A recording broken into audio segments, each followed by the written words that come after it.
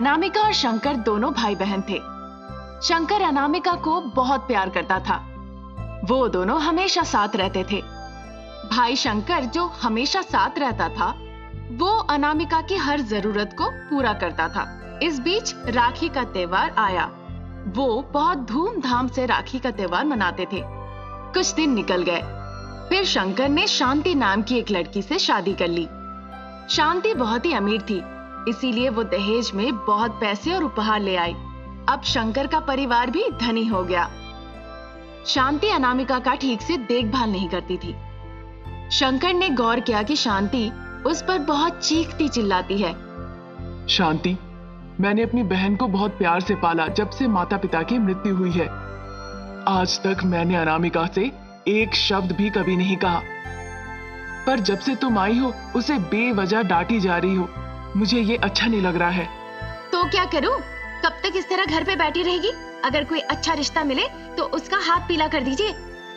इस तरह गुस्से से कहकर वो अंदर चली जाती है। फिर शंकर मनी मन सोचने लगता है। ठीक है, तो मैं ऐसा ही करूंगा। तब जाके मेरी बहन सास ससुर के घर में शांति से रहेगी। वो इस तरह सोचता है और रिश्ता ढूंढने लगता है। कुछ दिनों में ही उसे एक अच्छे रिश्ते की खबर मिलती है। लड़के का नाम था रमेश और उसकी माँ का नाम था शारदा।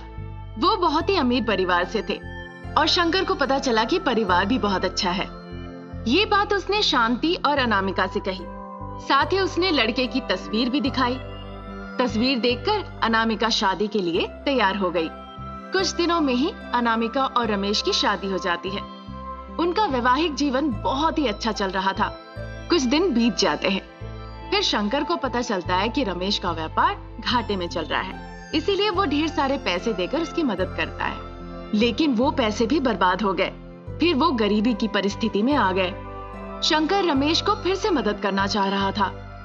अजी, आप अगर इस तरह से अपनी बहन को पैसे देते रहे तो हम गरीब हो जाएंगे। कुछ समझ में आ रहा है? लॉकर की चाबियां दो। ये कहकर शांति लॉकर की चाबियां ले लेती है और फिर वहां से चली जाती है। उनके बीच बहुत लड़ाइयां होती है, पर वो चाबी देने से इनकार कर देती है और अनामिका को अपने भाई से कोई भी मदद नहीं मिलती है। ऐसे ही दिन निकल रहे थे। रमेश ने बहुत ज्यादा कर्ज ले लिए थे। क्योंकि वो कर्ज चुका नहीं पा रहा था, इसीलिए वो अपनी जान देने का फैसला ले लिया। फिर एक दिन उसने फैसला ले ही लिया और एक चिट्ठी लिखा। अनामिका, माँ, आप दोनों मुझे माफ कर दीजिएगा, क्योंकि मैं उधार नहीं चुका पा रहा हूँ, इसलिए मैं अब जा रहा हूँ। कृपया मुझे कुछ दिनों के लिए परेशान ना करे और ना ही तलाश करे। वो इस तरह से चिट्ठी लिखता है। ये पढ़ के अनामिका और उसकी माँ दोनों ही बहुत दुखी हो जाती है। वैसे ही वो सब कुछ खोकर गरीबी में जी रहे थे। जिंदगी काटने के लिए वो दूसरों के घरों में नौकरानी का काम कर रहे थे।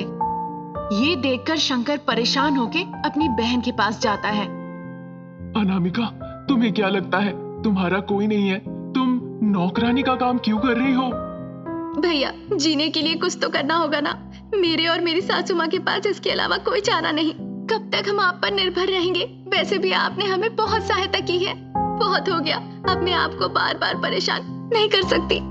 ये कहकर वो रोते रोते अंदर चली जाती है। शंकर बेटा, हमारी किस्मत ही खराब है।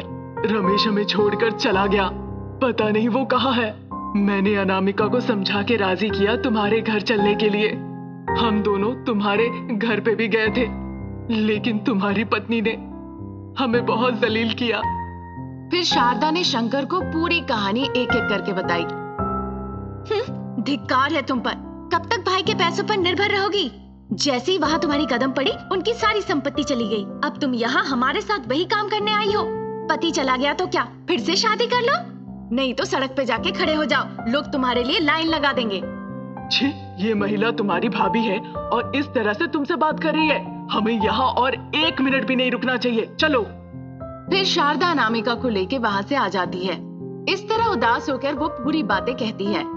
उनकी बातें सुनकर शंकर बहुत दुखी हो जाता है। वो समझ नहीं पा रहा था उसे क्या करना चाहिए। दिन बीत रहे थे।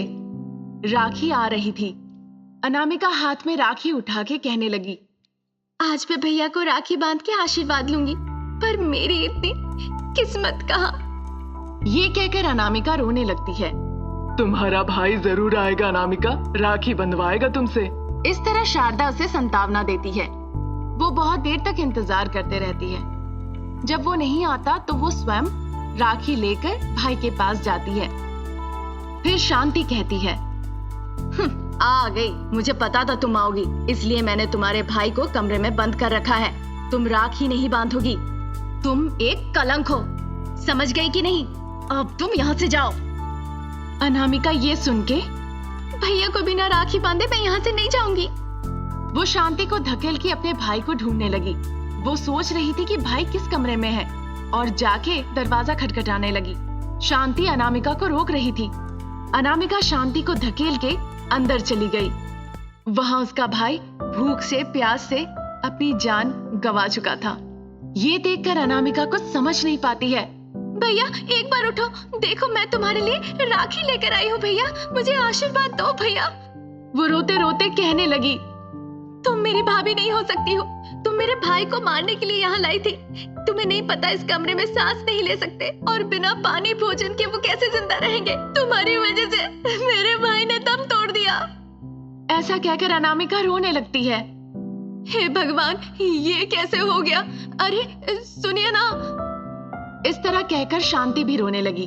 अनामिका ने अपने भाई की कलाइयों पे राखी बांधी। भैया उठो, भैया उठो। इस तरह अनामिका बहुत रोती है और रोते रोते अपनी जान भी वो गंवा देती है। अनामिका और अवंतिका दोनों बहनें थी। उनके पिता ने उन्हें बहुत लाड प्यार से पाल पोस के बड़ा किया था। अनामिका की परिचय किरण नाम के एक लड़के से होती है। वो बहुत अच्छा था। अनामिका ने सोचा वो अपने पिताजी से इस बारे में बात करेगी। इससे पहले कि वो बताती, अनामिका के पिताजी अनामिका और किरण दोनों को एक दूसरे से बात करते हुए देख लेते हैं। पिताजी को देखकर अनामिका बहुत डर गई। उन्हें देखने के बाद पिताजी कुछ नहीं कहते हैं और वहां से चले जाते हैं। अनामिका बहुत डर डर के घर पहुंचती है। मुझे माफ कर दीजिए पिताजी, मैं किरण से प्यार करती हूँ, इस विषय में आपसे कहने ही वाली थी, पर उससे पहले आपने हम दोनों को इस तरह से देख लिया। मुझे माफ कर दीजिए। अगर आपको मंजूर नहीं तो मैं किरण से शादी नहीं करूंगी, पर प्यार के नाम पे हमने कोई गलती नहीं की। वो इस तरह डरते हुए अपने पिताजी से कहती है। पिताजी हंस के कहने लगते हैं, तुम क्यों डर रही हो बेटा? मुझे पता है कि तुम दोनों एक दूसरे से प्यार करते हो। किरण ने मुझे बहुत पहले ही बताया था। बात यह है कि कल तुम दोनों की सगाई है। इस विषय में तुम्हारे अलावा बाकी सब जानते हैं। इस तरह उसके पिताजी कहते हैं। उनकी बातें सुनकर वो हैरान हो जाती है, फिर खुश होकर पिताजी को गले लगा लेती है। अगले दिन दोनों की सगाई हो गई। फिर कुछ दिनों के बाद किरण और अनामिका की शादी भी हो गई।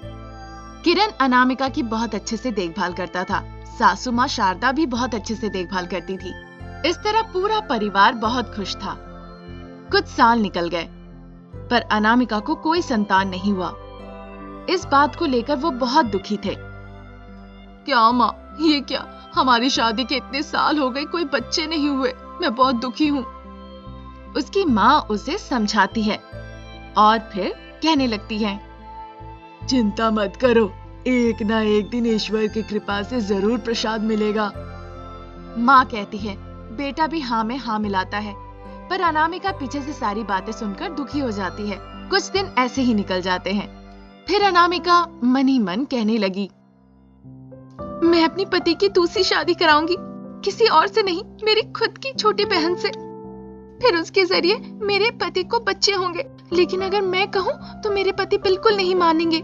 मैं अपनी बहन को यहाँ बुलाऊंगी और उसे उनके करीब भेजूंगी। फिर अनामिका अपने पिताजी के पास जाती है और सारी बातें खुल के कहती है, पर अनामिका के पिताजी नहीं मानते हैं। पिताजी, मेरे पति बहुत अच्छे इंसान हैं, जबकि हमारे बच्चे नहीं है, फिर भी मेरी सासू माँ ने कभी उन्हें मजबूर नहीं किया फिर से शादी करने के लिए। मेरे पति ने भी मुझसे कभी नहीं कहा इस बारे में। अगर मैं सोच रही हूँ तो बस मेरी बहन से उसकी शादी कराने के लिए सोच रही हूँ। आप सोच के बताइए पिताजी। इस तरह अनामिका कहती है। उसके पिताजी फिर तैयार हो जाते हैं, लेकिन अवंतिका को वो कुछ नहीं बताती है और सीधा अपने साथ घर ले जाती है। अवंतिका वहीं रहने लगती है। वो किरण से बात करती है, घूमती फिरती है, पर किरण कभी भी बुरी नियत से नहीं देखता उसे। ऐसे ही दिन निकल रहे थे। अनामिका को लगा कि कुछ भी नहीं हो रहा है। ये सोचकर अनामिका मन ही मन बहुत दुखी हो जाती है। जब ऐसा ही चल रहा था, एक दिन सासू माँ स्वामी जी से मिलने गई। वहां जाके उन्होंने सारी बातें स्वामी जी को खुल के बताई। सारी बातें सुन के स्वामी जी उन्हें एक हार देते हैं। लो, ये हार ले जाओ। ये हार धारण करते ही वो गर्भवती हो जाएगी, पर उसे अभी मत देना। मैं बताऊंगा सही मुहूर्त के बारे में, तब तुम उसे ये हार देना। तब तक इस हार को तुम ले जाके कहीं छुपा के रखना। स्वामी जी इस तरह कहते हैं। वो हाँ कह के हार लेके वहां से चली जाती है और उसे जाकर छुपा देती है। वो दिन खत्म हो गया। अगली सुबह सासू माँ की तबीयत ठीक नहीं थी। वो बीमार हो गई। अनामिका सासू माँ की सेवा करने में लग गई। सासू माँ की अब बातें बंद हो गई और कुछ ही दिनों में उनकी मृत्यु भी हो गई। सासू माँ की मृत्यु के बाद सभी दुखी हो गए थे। कुछ दिन हो गए, बच्चे ना होने का गम और ज्यादा बढ़ गया। अनामिका फिर अपने आप को रोक नहीं पाई और अपनी बहन अवंतिका से कहने लगी, अवंतिका, तुम जीजाजी से शादी कर लो। अगर तुम्हारे जरिए भी बच्चे हो तो मुझे बहुत खुशी होगी। दीदी, मुझे माफ कर दीजिए। मैं विजय नाम के एक लड़के से प्यार करती हूँ। मुझे बहुत डर लग रहा था आपको बताने से, इसलिए मैं बता नहीं पाई। अब बता रही हूँ दीदी, मुझे माफ कर दीजिएगा। मुझे माफ कर देना। मुझे नहीं पता था कि तुम किसी से प्यार करती हो, इसीलिए मैंने कहा। मैं जिंदा रहूं तो तुम्हारी जीजाजी कभी दूसरी शादी नहीं करेंगे, इसीलिए मैं मर जाऊंगी। दीदी, तुम पागल हो गई हो। किसी ना किसी दिन तुम्हें जरूर बच्चे होंगे, पर ऐसा मत बोलो कभी, समझी?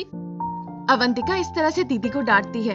फिर अनामिका उदास होकर सासू माँ की तस्वीर लेके कहने लगती है, सासू माँ, मुझे माफ कीजिएगा, मैं आपको उत्तराधिकारी नहीं दे पाई।